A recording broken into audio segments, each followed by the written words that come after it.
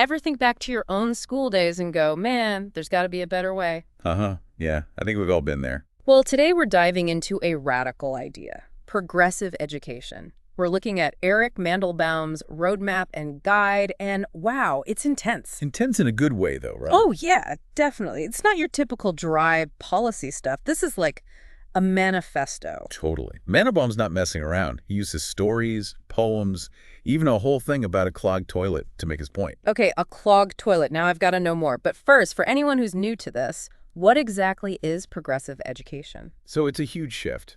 Instead of just memorizing facts and taking tests, it's about kids learning through experience. Hands-on stuff. Exactly.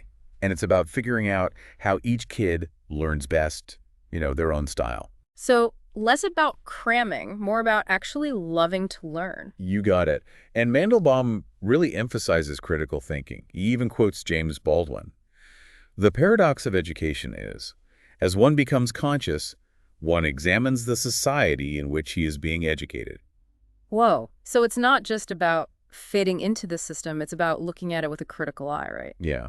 It's about asking, should things even be this way? And Mandelbaum is totally up for challenging the status quo. One thing he says is, if we want to nurture leadership, we need to embrace disorder. Okay, now that's a bold statement. Most schools are all about keeping things orderly. Right. But Mandelbaum's saying sometimes the unexpected, even messy stuff, that's where the real learning happens. Like with that clogged toilet story, instead of freaking out, he used it as a teaching moment. Exactly.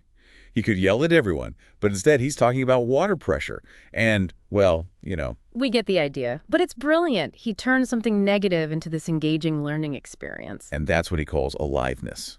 Being present in every moment, even the crazy ones, and finding a way to grow from them. It's amazing how he uses those unexpected situations, Like, what other learning moments are we missing by trying to keep everything so controlled? It makes you think. And that ties into another big thing with Mandelbaum.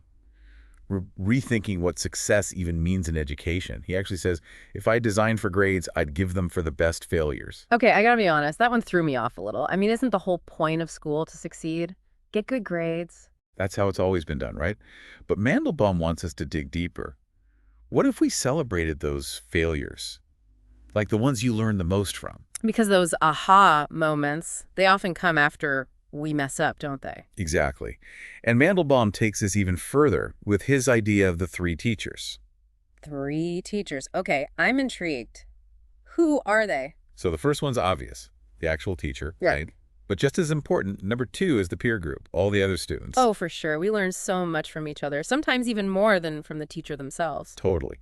And get this, the third teacher is the environment. The environment. Wait, what does that even mean? Think about it, the classroom setup, how technology is used, even just putting up student work on the walls. Mm-hmm. It all affects how we learn.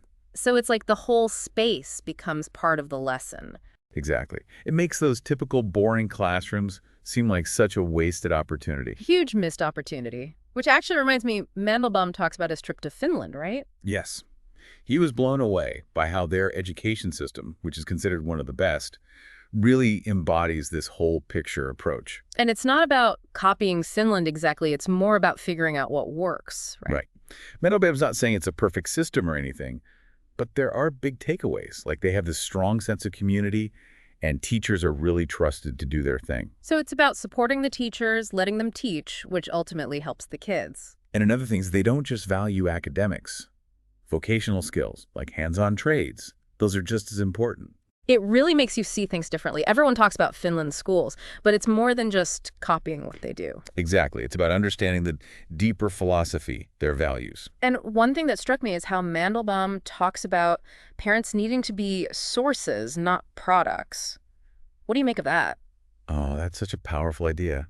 It's like we can't just be passive, accepting whatever the school system gives us, right? Yeah, we have to be more proactive. We have to be involved, advocate for our kids, push for positive change. Become educational rebels. Haha, in a way, yeah.